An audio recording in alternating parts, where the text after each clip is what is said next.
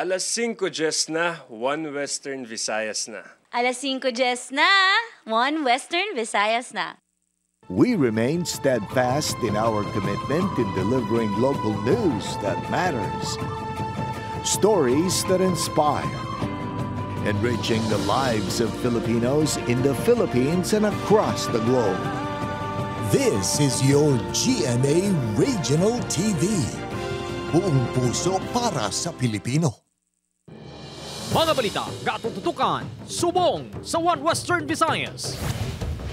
Lote nga ginatindugan sang Balabago Elementary School sa Haro. Nakarehistro gihapon sa orihinal nga tagiya base sa records sang Registry of Deeds kag Iloilo City Assessor's Office.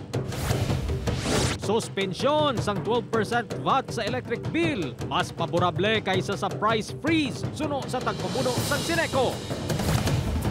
Tricycle route plan nga mag-regulate sa mga nagabiyahe nga tricycle. Aprobado na sang Iloilo City Council.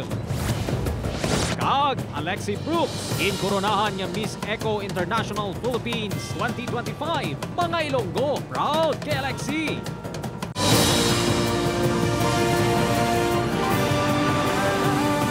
Ini ang GMA Regional TV 1 Western Visayas.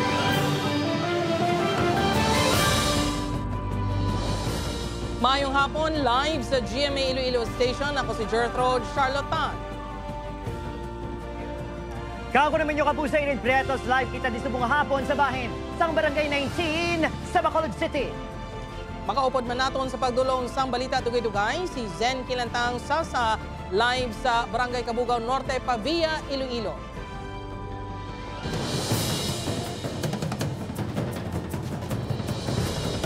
Mga kapuso, titulo sang lote nga ginatindugan sang Balabago Elementary School sa Haro nakapangalan sa gihapon sa orihinal nga tag-iya sini.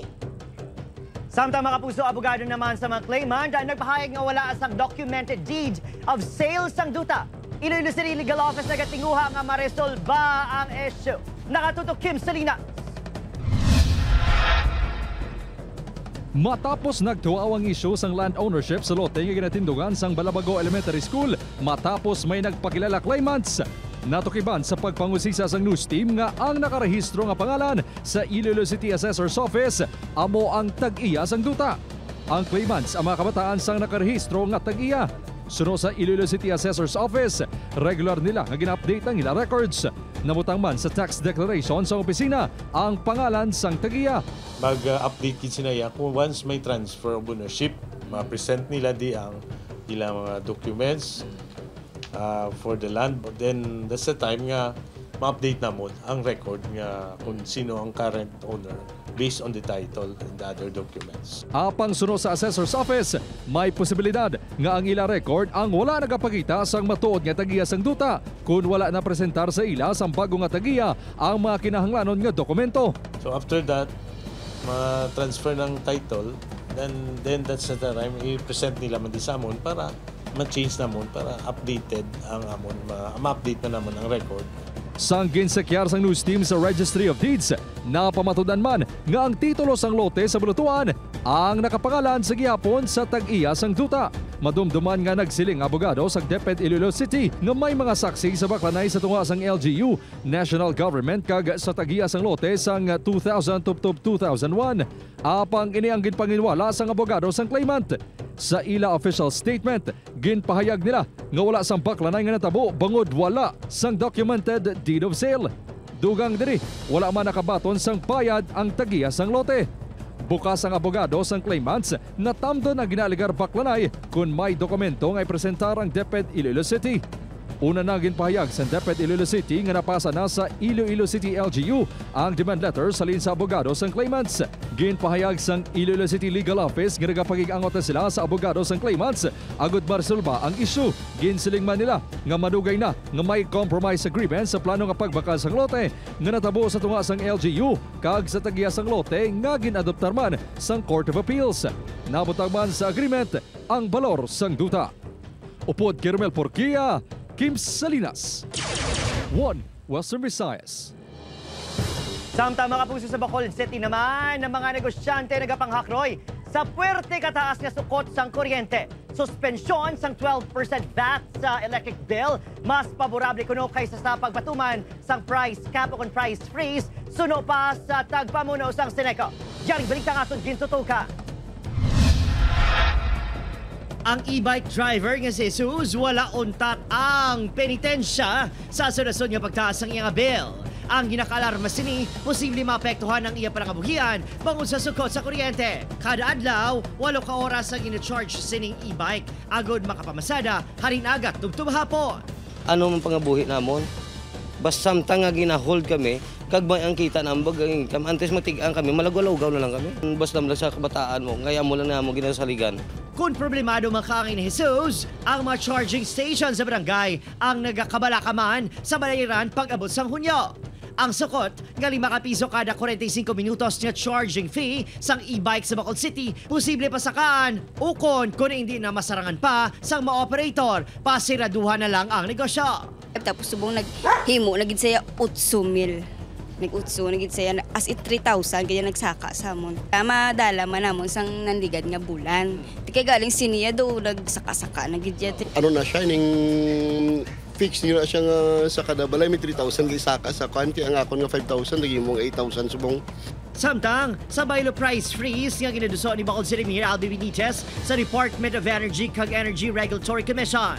Ginatanaw sa mga electric cooperative nga 12% VAT suspension ang sabat sa nagataas nga sukot sa kuryente. I think logical no, for the government to suspend its assessment on value-added tax because price hike was triggered by abnormal condition. Sa karon, mas sobre 17 pesos per kilowatt hour ang sukot sa Nuneco sa norte nga bahin sa probinsya.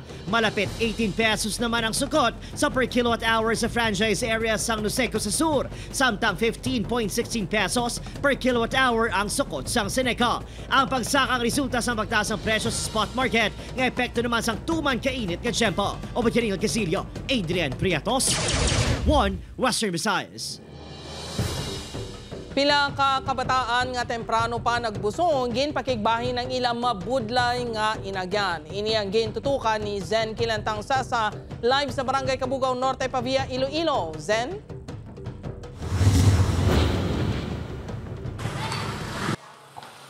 Jert nagapangsyam ang Western Visayas sa bugos nga pungsod nga may pinakamadamo nga numero sang adults and mothers, bagay nga ginahatagan na sang atensyon sang gobyerno.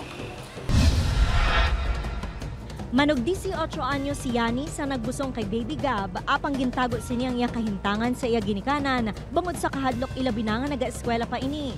Kay 5 months ko pa, 5 months pa nanda na balaan nga nagabusong ko. Kaya siyempre una ka ito na nakulbaan gid ko kay grabe yung expectation daan ni nanay kag ni tatay ka naman para makatapos lang kami pag-eskwela. Samtang nagabusong, ang iya ugangan ang nagsapupuman sa iya, tubtub nga makabata. Hindi pa man dada ko mas gusto nga mga sawa di bata. Ako ti anhan ta mamay amuro dyan na tabo. Ianhan ang gaydan lang sanda ka dyan nga duha nga magmayad man ang pangabuhi da. Samtang 17 anyos nga si Teltel naguntat man sa iya pag-eskwela, sang nahibaluan sini nga nagabusong. Madamo pa inikuntani sang handom, isa na diri nga mangin pulis. Naka-experience ako, naglayas kita ko sa balay. Tapos, tuya ko sa park laki, ma'am. Miyada gani dyan si nanay, ma'am. Wala naman nagkulang sa pagiyang iloy ni Teltel sa iya. Siyempre, ako bilang nanay, dumabuang ko, ma'am. Huwag ko may experience sa mga problema, pero sa time ang bata ko, amuran tabo. Si Yani kag Teltel ang pila lang sa kabataan sa Western Visayas nga nalakip sa adolescent mothers. Base sa datos ng Commission on Population and Development 6, nagapangsyam ang rehiyon sa isa bugos nga Pilipinas nga may pinakamataas nga live birth cases sa mga pamatanon sang 2022. Sa datos ng CPD6, mas nagtaas pa ang kaso sang pamatanon nga temprano nga nagbusong humalin sang tuig 2020. Sa edad nga 10 to 14 years old, naga-engage nang maini sa risky sexual activities pareho sang unprotected sex. Sang tuig 2022, Negros Occidental ang may pinakamataas nga numero sa adolescent mothers under 15 o kung 15 anyos panaog nga nagbusong kaginasundan sang Iloilo Province kag Capiz. Ginapasanyog pa sa karon sang CPD6 ang Adolescent Health and Development Programs kasubong sang Responsible Parenthood and Family Planning agud matudloan ang mga iloy kag amay sa mga pamaagi agud mahatag ang mga kinahanglanon sang kabataan. Dirt diri sa probinsya sang Iloilo lakip sa programa sang Iloilo Provincial Government ang pagtukod sang teen center sa mga eskwelahan agud mapatuman ang adolescent health and youth development programs. Dirt. Madamo gid nga salamat kapuso Zen Kilantang Sasa. O ano ni mga kapuso, pila naman ka mga manok sa banwa sang Pontevedra sa probinsya sa Negros Occidental, nasa puwan nga patay na kag wala sang makasudlan. Ngayhan, sa Eileen Pedresto nakatutok. Patay nga mga manok ang nagsugata sa manugbantay nga si alias Jerry sa barangay Antipolo sa banwasang Pontevedra. Ginapahayag nga mamubod kung tani ini sa mga ginasagod nga manok sang nakitaan nga patay na ang mga ini kag wala na sang kasudlan. Pero nato naman sa barangay kay sapat na doon mas kamatay sa manok. Ginapahayag nga posible ginatake sa mga ido kung singgarong ang mga manok. Sunod sa Provincial Veterinary Office, ang ini nga mga insidente ang nagakatabo sa diin masami target sang layaw nga mga kasapatan, ang mga manok kag iban pa nga livestock. Usually every year may aragi na, hindi man gyud siya nga amo nakadamo, hindi lang sa manok ang palib sa iba nga livestock gina-attack. Dugang pa ni Dr. Hanoya, ang abdominal part o konsyan sa mga manok ang masami ginakuha bangod mahumok ang ini nga parte sang lawas. Gani agud maprotektahan ang mga hinuptanan batok sa sininga klase sang wild animals. Mahimo butangan sang kurong nga hindi malayo agud mabantayan sang maayo. So kung mahimo nga oras ang sirom na, himuso na gid lang siya sa isa ka secured nga bulutangan, naka-atake na sila sang mga manok. Ako ang chance nga balik-balik na sila. Upod Garuel Manggoy, Eileen Pedreso, 1 Western Visayas. Mga kapuso, pambato sang Bulacan nga si Chelsea Manalo nagdaog nga Miss Universe Philippines 2024. Samtang pambato sang Iloilo City nga si Alexi Brooks ginkoronahan nga Miss Eco International Philippines 2025. Ini ang gintutukan ni Tess Ordales. Our Miss Universe Philippines 2024 is Bulacan! Si Chelsea Manalo nga pambato sang Bulacan ang bago nga Miss Universe Philippines. Ginkoronahan siya ng Miss Universe Philippines 2023 Michelle D. First runner-up si Stacy Gabriel sang Cainta. Si Atiza Manalo sang Quezon Province ang second runner-up. From Baguio, si third runner-up Tara Valencia. Kung fourth runner-up si Crystalline McGarry sang Taguig. Halad ko ni Chelsea ang kadalagaan sa ginikanan. When they announced my city, my province, I instantly thought about my parents. I know that this was not just my dream, but also their dream to be Miss Universe Philippines. I'm really happy to be here. Sobrang saya ko po. Naiiyak ako sa sobrang saya. Nagpapasalamat ako sa Panginoon. Half American si Chelsea. Nagtaliwan na ang yamay kag nagdako ini sa layo sa iyang stepfather. Pila sa highlights and coronation night ang opening numbers ang mga kandidata ko po si Miss Universe Philippines 2023 Michelle D. Kagang kabugera performance ang drag queen na si Marina Summers. Sa swimsuit competition, ginirampas ang top 20 candidates ang ilang metallic copper swimwear. Boys and Grace naman ang ginbidas ang top 10 sa evening gown competition. Sa Q&A portion, nagpakita sa abilidad sa pagsabat ang top 5. Host sa pageant si Asia's multimedia star Alan Richards. Miss Universe 2022 are Bonnie Gabriel, Kagami Award-winning host and producer Jeannie Mai. Co-host man sa ni Gabby Garcia kag Team Yap. Lakip naman sa judges si Sparkle GMA Artist Center Vice President Joy Marcelo. Miss Universe Philippines 2021 Beatriz Luigi Gomez, kag Miss Universe 2013 third runner-up Ariela Arida. Si Miss Pampanga Cyril Payumo ang Miss Charm Philippines 2025. Miss Cosmo Philippines 2024 si Atiza Manalo sa Quezon Province. Miss Supranational Philippines 2025 si Tarami Valencia from Baguio.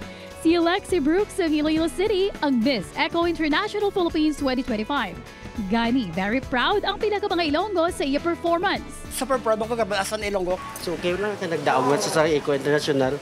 Samtang tuman naman ang papasalamat ni Bon Katamko sa Bacolod City sa suporta nga ginpakita sa mga Bacolodnon. Hello Bacolodnons, Negros Aldons, madamo gid mi salamat kag padayon kita mga kapuso. Sa mga gustong balikan ang highlights ng Miss Universe Philippines Coronation Night, malantaw na this Sunday, May 26 ang delayed telecast sa Kapuso Network. 9 a.m. nationwide kag 9:45 a.m. sa Central kag Eastern Visayas. Thes Ordales, 1 Western Visayas.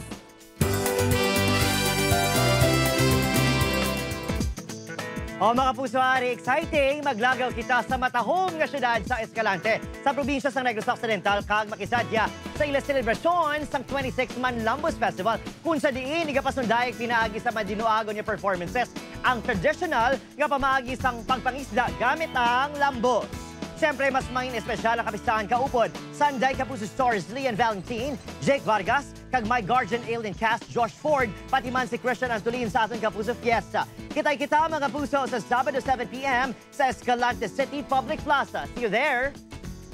Naimbitar ko kamong tanan sa pag-witness sa Kapuso Show nga atong pagahimuon this coming Saturday karong Sabado na alas 7 sa gabi hangtod alas 9 sa gabi. So magsadya-sadya kita adto na sa Escalante.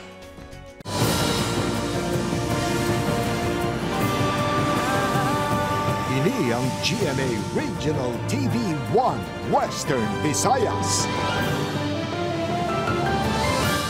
Mga Kapuso, tricycle route plan sa Iloilo City aprobado na sang City Council. Pila ka tricycle drivers nagpabutyag nga apektado ang palangabuhian kung ipatuman na ang ordinansa. Ini ang gintutukan ni Kim Salinas. Pila ka tuig ruta sa mga tricycle driver sa Barangay Bacau, Maduriao ang pagsulod sa Iloilo Business Park. Gani nagakahangawa ang pila ka mga driver nga mabuhinan ang ilakita bangod na utod na ang ila ruta sa naprobahan nga tricycle route plan. Hindi magnubo sa 70% ang madula sa ilakita suno sa pila ka mga tricycle driver. Kung nagani na problemahan na mo di, kung masalig lang kami sa Bacau, pigado gid. May dakpanay na ti, way na kami mimo eh. Piktado ko dyan kay blado madawa-dawa pagkabiyahe namin ako makabiyahe kami migawod. Hugot nga ginadumilian sa ordinansa ang pagbiyahe sa mga tricycle sa national roads bilang pagsunod sa national law. Sa idalom sa ordinansa, dapat mayara gid sa prangkisa ang luyag magbiyahe. Tinutuyo sini nga matumod ang mga kolorom nga nagabutang sang risgo sa seguridad. Wanted to ensure nga ma-checkyan nato ng mga tricycle in terms of design, build, color, mutangan tarifa. So there are a lot of gusto natin ma-establish para mas ma-identify ang mga legitimate nga nag-operate ng mga tricycle. Napasad sa ordinansa nga may 31 ka mga fixed route nga gindesignar. Sa karon yara sa kapin 1,500 ka mga units ay nag-apply para sa Motorized Tricycle Operators Permit o kon prangkisa. Ginalauman nga maglabot pa ini sa 2,000 ka mga units. Ginalauman man nga maimplementar ang ordinansa subong nga tuig. Upod Carmel Porquia, Kim Salinas, 1 Western Visayas. Mga puso, pagpakayo naman sang Burgos Public Market diriha sa may barangay 19 sa Bacolod City, magasugod na apang. Pila ka mga vendor, stall owner padayon nga nagapamato. Yaring balita nga aton gintutuka. Malayo sa gabok kang tigaro nga sitwasyon sang Burgos Public Market nga masobra na 50 ka tuig nga gintukod. Moderno, may aircon, kag plastado ang merkadong luyag nga matabo sa 525 million pesos nga rehabilitation project nga mag-aumpisa na kuntani sa bunga 2024. Apa ang asosasyon sa mga vendor yung ginabugusan sa masobra 700 sa stall owners, wala na ganyan sa programa. Kay tungod nga bago man lang ni na-construct mo.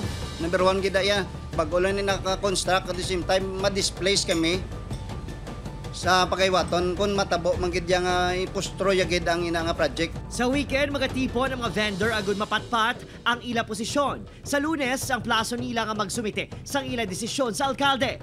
In kaso nga hindi mahusay ang mga nagapamalabag, plano sa alkalde nga ibutang na lang sa iba nga merkado kasubong sang Central kag Libertad Public Markets ang proyekto. Kaya siling kaya kung hindi ka mo kauyon, hindi ko man ka mo piliton. Right? Kung di ka mo, isaylo ko lang sa ibang lugar ang gusto ya magpatahom sa ilang markets. Apang, nga bala, idiluyag sa mga vendor ang mala supermarket nga sitwasyon. Kontento na kami kung kami sa dawadlaw, makasurvive lang kami. Lain naman ang market kung social na market, hindi na yung public market nga tawag. Gusto mo na akong bago pero paano mo na makuhan kung mapiktuhan ng imong negosyo? In kaso madayon ang proyekto, igasaylo sila sa dalan nga mga temporary market site. O Kiril Gasilio, Adrian Prietos, 1 Western Visayas. Barangay Tanod sa Dumangas, ginapatihan nga napatay bangod sa rabies. Contact tracing gilayon nga ginpatigayon sang LGU. Si Julius Bilacaol nakatutok. Mayo 16 sang naglayan ng pamatsyag samtang yara sa construction site nga iya ginaobrahan sa Miagaw, Iloilo. Ang 51 anyos nga sigar sang barangay Kapalis sa Banwasang Dumangas. Kung sa diin, ina nagaserbi nga tanod. Apang tigaylo nga ipa-check up sa doktor, inang ginapasuni nga gindala sang iya kaopdanan sa siruhano. Naghihapit sila iya sa mga kwak doktor. Ti ang hambal sa iya ginhalitan sa kuno. Mayo 17, ina nagpauli sa Dumangas. Mayo 18, naglala pagid ang pamatsyag sini, gani gindala sa District Hospital sa Banwa. Kung sa diin, ina nakitaan sang sintomas ng rabies. Gilayon inigin saylo sa Western Visayas Medical Center. Mayo 21, ini ang ginbawian sang kabuhi. Gilayon man inigin pag-cremate. Basang doktor ng sang cremation kag direct burial, direct lubong na. Kay rabies kuno, suspected rabies kuno. Suno kay Marley, mga isa ka bulan na nakaligad, samtang sakay sa motorsiklo ang iyabana. May naagyan ining nga idong nga nabungguan sang isa ka salakyan, kag nagtabog sa ila. Pagkatapos adto, may nasiplatan nga dugo kag pila sa yatiil. Ini ang ginapatihan, gintunaan sang rabies infection. Sa karon wala pa sang death certificate nga ginakaptan ng pamilya. Samtang matapos ginrefer sa WVMC ang pasyente, gintublukan sang rabies prophylaxis ang nagtatap sa iya sa District Hospital. Nagpakigangot man ini sa Rural Health Unit para magpatigayon sang contact tracing. Sa karon, may na-identify na nga 31 ka close contact sini. They already referred for post-exposure prophylaxis. 7 persons from the Western Visayas Medical Center and then the other remaining 24 persons was catered by the Ramundurim District Hospital. Panugyan sa mga health authority sa tion nga makagat o kon makaros ang ido. Gilayon nga magpakonsulta sa pinakamalapit nga Animal Bite Treatment Center. Pabakunahan man ang mga hinuptanan nga ido kag i-report ang mga layaw nga ido sa mga lokal nga veterinaryo. Upod kay Hans Desierto, Julius Bilacaol, 1 Western Visayas.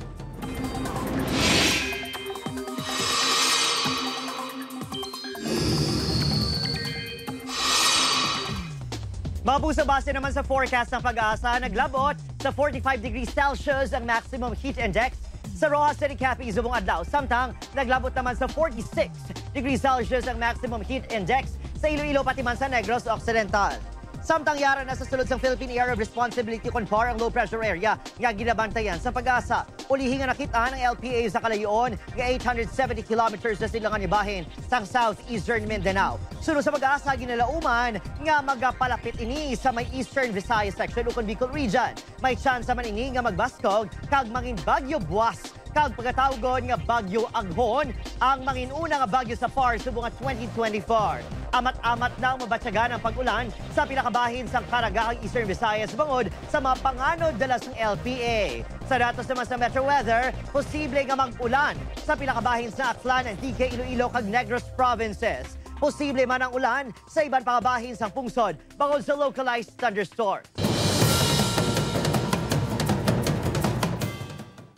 Apat katawang napatay, samtang hindi magdubo sa napulo ang nasamaran matapos maglaslas ang mabaskong nga buhawi sa banwasang Greenfield sa Iowa State sa Estados Unidos. Ang insidente ang gintunaan man sa pagkawasak sang madamo nga mga balay.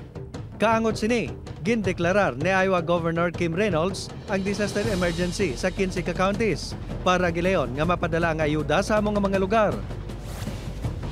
Magkatalandog balatsagon nga eksena ang nagasugata sa mga bisita sa Biopark Zoo sa Valencia City sa Spain bangod isa ka iloy nga chimpanzee ang padayon nga nagabitbit sa iya nagtaliwan ng anak sa sulod na sang 3 ka bulan. Ang anak sang chimpanzee nga si Natalia ang napatay pila pa lang kaadlaw matapos ginbunag. Sumugod sadto, wala niya na iniginbuyan. Suno sa head sang Biopark, ini ang aktwasyon ang natalupang dana sa mga chimpanzee sa nakaligad nga mga tion kag pareho sa tawo. Ang mga ini ang nagapangasubuman sa tion nga madulaan sang kaupod nga malapit sa ila.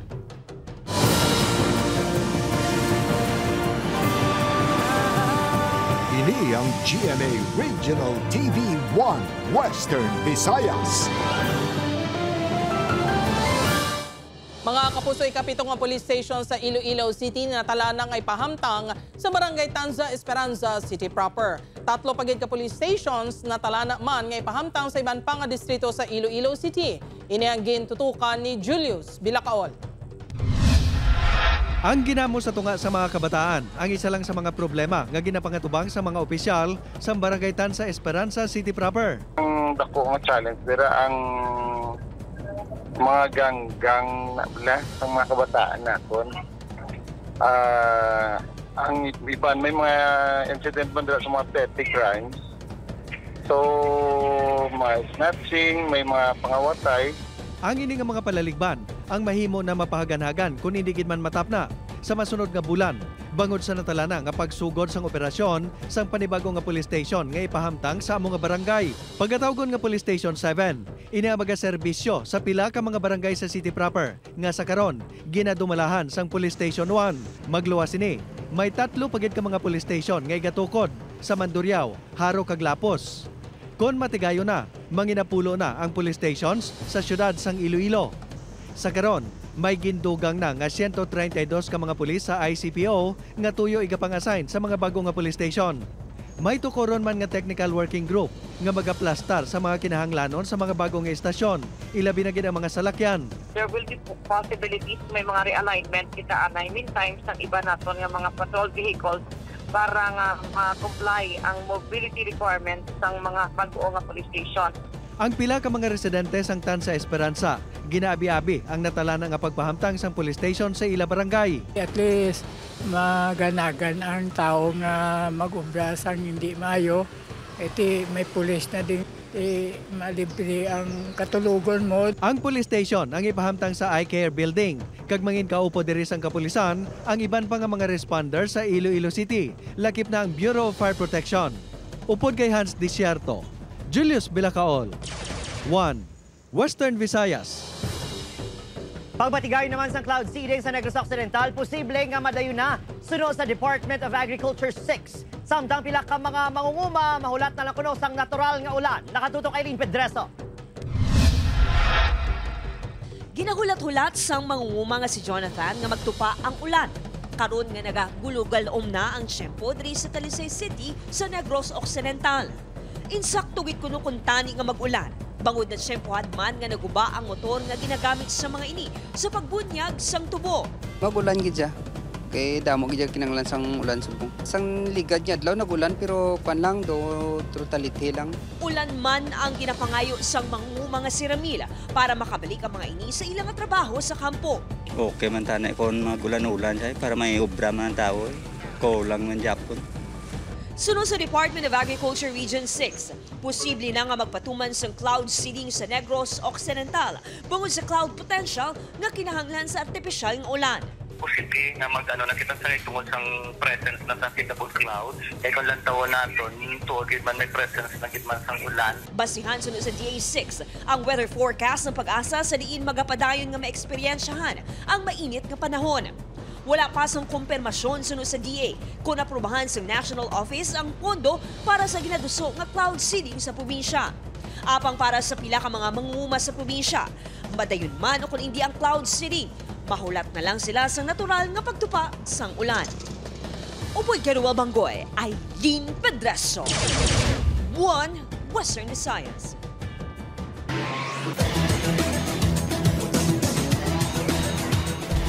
Mabuso Letran, Lady Knight Sandom nga makabawi sa Game 2 sang NCAA Women's Volleyball Final. Si Julius Bilacaol, nakatutok. Katapusan nga nakasulod sa final sang NCAA Indoor Volleyball Tournament ang Letran Lady Knights sa tupang 2012 sa season 87. Apang sa ilang pagbalik sa finals, magaligad ang kapin isa kadekada ang kakulang sa championship experience. Dugang pa nga ang ila kasumpong sa finals. Amo ang undefeated nga Binel Lady Blazers nga handom ang 3-peat sa season 99. Gani apisar nang indikit ang hampang sa umpisa sang Game 1 sang Domingo. Nakuha sang College of St. Benilde ang kadalagan sa 3 ka sets. Para sa akin hindi siya okay. Kasi di namin na-execute ng maayos yung tinay namin nila Coach O. Which is hindi talaga siya nakita. Siguro po nagmamadali po kami sa bawat point na kailangan pag pinalo para patay na agad. Hindi po namin kaya since malaki po sila. Kaya sinasabi ni Coach O na laro lang kayo, mag-enjoy lang kayo. We really have to bounce back and compose ourselves. What important is to give their best performance. Suno sa Lady Knights, ang ila kakulang sa height kag experience. Ila naman bawion sa kapisan kag tagipusoon. May hope talagang gusto naming makuha yung game to. Siyempre, first time lang din namin mag-championship ng ganito. Pinaghandaan po namin yun. Kaso, yun lang po yung kaya namin ngayon. Siguro sa next game po, parang pagbubutihan po ng pag-aaralan. We really have to show character and go back to the fundamentals. Kaya natin to. Lalaban tayo para hanggang game 3 pa. Julius Bilacaol. 1. Western Visayas. O sa mga pasaway daw, mga establishmento sa Bacolod City nga wala nagabaton sang senior citizen cards, ginpaandaman sa Bacolod City Department of Social Services and Development. Yaring balita nga itong gintotoga. Nakabaton sa reklamong Bacolod City Department of Social Services and Development nga may mga establishmento sa syudad, ilabi na mga kalanaan nga wala nagabaton sa daan nga senior citizens ID nga basihan kung tani sang 20% nga diskwento sang mga benepisyaryo. Pagklaro sang DSSD, ang daan nga PWD card lang hindi mabaton. Matapos ang gintala nga deadline, agud pa islan sang may QR code na nga ma-ID. Apang senior citizens card ang wala madala sa deadline. Wala man na directive ang QR code sa senior citizen. Amo nang mga establishment, ginapangabay man namon nga i-cater gid nila ang sa senior citizen ya. Ginpandaman sa LGU ang mga establishmento nga posible sila magapangatubang sang kaso. Ilabi na nga apektado o benepisyo sang mga katigulangan. Kung may mga senior citizens nga gin-deny sang ilang benefits, all they have to do is let us know. Para sa pinakamakatapos ng Federation of Senior Citizens Associations of Bacolod City, kinahanglan sang malapnagon nga information drive sa mga regulasyon sa LGU. Dapat man tutukan ang ground monitoring kag pinahan ang mga mapasawan maghatag mandatory discount. Wala kayo mga tigulang kaluoy man. Dapat ibatuno nila na iya. Kaya halos tanan wala pa man nakabil sa bago. Bago lang kami nakapile. Apang kung may ara mga establishmento nga kulang sa ihibalo, may ara man mga katigulangan nga wala ideya sa bagong sistema sa pagguha sang ID. Kaya wala po kabalo. Kung paano mag-process. Lunes sa Domingo, sara nga makaproseso sang bagong ID sa mga mall nga ginpahamtangan sang Government Service Center sang LGU. O Kiringol Casillo, Adrian Prietos, 1 Western Visayas.